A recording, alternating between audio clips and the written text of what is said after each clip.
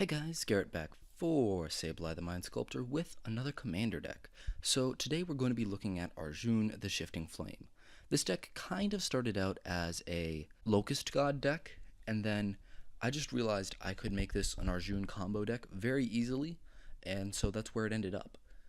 Also, I have to point out that 90% of this deck is going to be cantrips and mana rocks, and I don't really want to talk about them.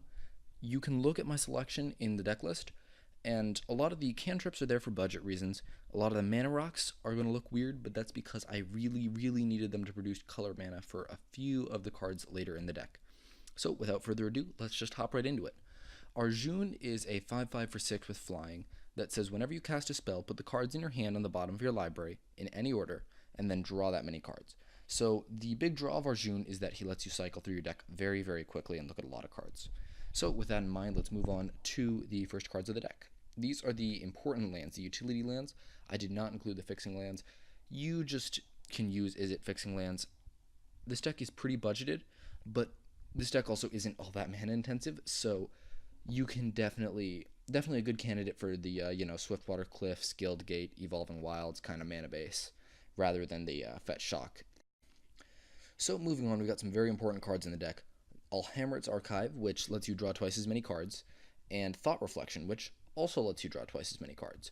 So these are going to be very important for Arjun, because if you discard 3, draw 6, discard 6, draw 12, you're going to be in a much better position than if you're just replacing your cards.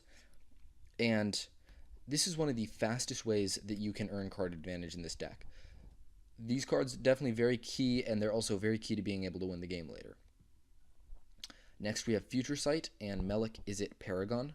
So these both let you play cards from the top of your library, and Melek has the added benefit of copying any cards you cast from your library and letting you play them twice.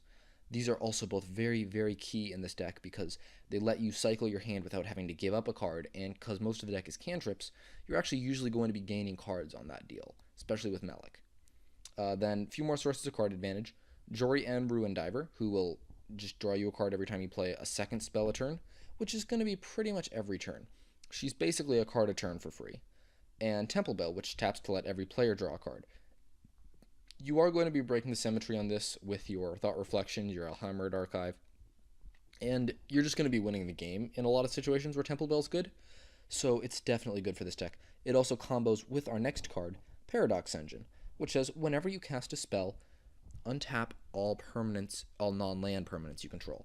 So this is why we need our mana rocks to be producing colored mana, because we need the Paradox Engine to be making it so that we can string together as many cantrips as possible.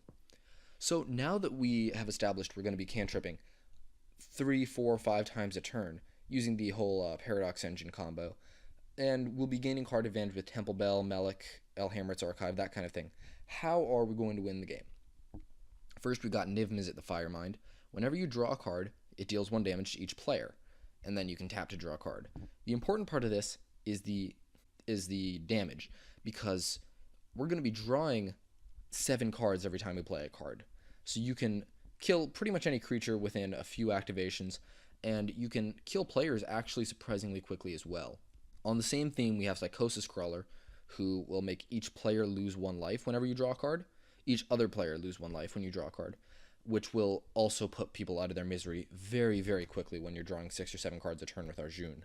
Jace's Erasure is a little bit slower than both of the ones we mentioned before, but it will mill people out eventually. However, it does combo specifically with our next card, Laboratory Maniac, which says if you would draw a card but don't have any cards in your deck, you win the game. So this plays very nicely with the Alhammarret's Archive plan, because if you go 14, 28,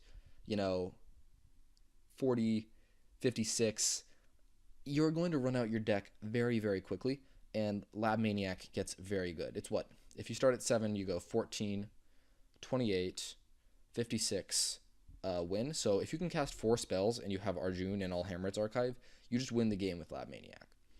Then we got a few things here to keep us from fizzling, which are Mana Severance. That is a card that says search your library for any number of lands and exile them. And Trench Gorger, which does the same thing but is a lot more expensive and has a huge body once you do this. This is basically to make sure we don't fizzle. These are only really good if you don't have Alhammarret, because when you have, I'm sorry, not Alhammarret. These are only really good when you don't have Arjun, because when you have Arjun, it's not that big a deal. But if for some reason your Arjun is dead, you will fizzle by drawing lands if you don't get one of these. Next, we got some tutors. Long-term plans is actually a great tutor in this deck. It's 3 mana tutor for anything, put it 3 cards from the top. But in the Arjun deck, that's going to be in your next draw, because you're going to be drawing a lot of cards off the top of your library at once. Parallel Thoughts is 5 mana. It lets you basically tutor for 7 cards, and then you draw them randomly instead of the cards that you would draw normally. This isn't actually as good as you would think with Arjun, because you have to pitch them all immediately.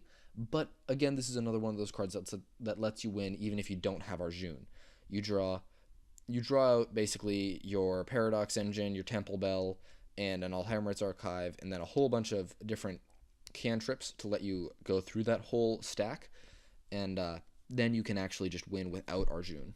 So that's basically the deck, and kind of the idea of the deck is that you land Arjun, and then you just start playing your 1 mana draw spells. If you get, Paradox Engine and Mana Rocks, that's great because it'll let you keep playing them, and mana's not a factor. You're actually probably going to be going up mana. Once you have Paradox Engine, Temple Bell, and Mana Rocks, it's very hard for you to fizzle. Alhammarret's Archive or Thought Reflection is going to make you go through the deck super, super fast. And I know this may seem flimsy on the face of it, but it actually is a very strong deck. It's under $60 in paper, too, which is a pretty tight budget if you're unaware. And I definitely had this deck just go off turn 5, turn 6, and win the game entirely. So if you're into that kind of thing, definitely a deck worth looking at. So let's look at some upgrades for the paper deck that were not within the $60 budget. First, we got Chromatic Lantern and Coalition Relic, which are just 2 of the best mana rocks around. Only issue, they're about $10 each. Fabricate and Gamble, 2 better tutors. Gamble especially is very good when it's, 1 card in 14 that you don't want to discard versus 1 card in 6 or 1 card in 5. And then Fabricate, gets you any artifact, usually going to be an Alhammarret's Archive or a Paradox Engine. Mind Royal is here because sometimes you don't have Arjun, but you want to go off like you did have Arjun.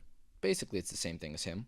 Reliquary Tower is here because you don't want to discard your cards at the end of the turn. Visions of Beyond, for whatever reason, this is more expensive than a lot of just objectively better cantrips, but whatever. You will sometimes have the 20 cards in the graveyard, so it's good for that reason. And the Locust God, because when you're drawing 7 cards every time you play a spell, you get 7 1/1s, and that closes out the game very quickly. It also just gives you blockers if for some reason you can't go off. So that's the deck. I hope you enjoyed it. Until next time, peace out.